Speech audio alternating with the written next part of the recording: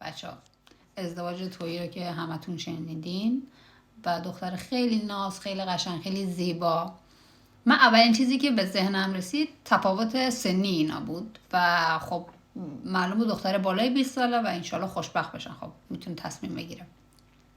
اما چیزی که تویی شیر کرد بذارین براتون بذارم. نگاه کنید نوشته از همسرم 14 سال بزرگترم به نیت 14 معصوم.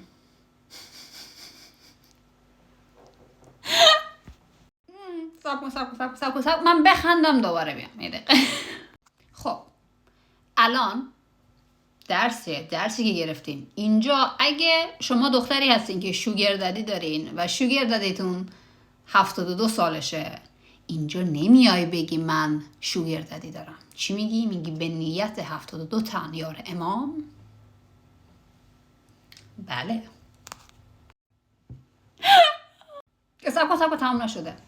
اگه از شکرتون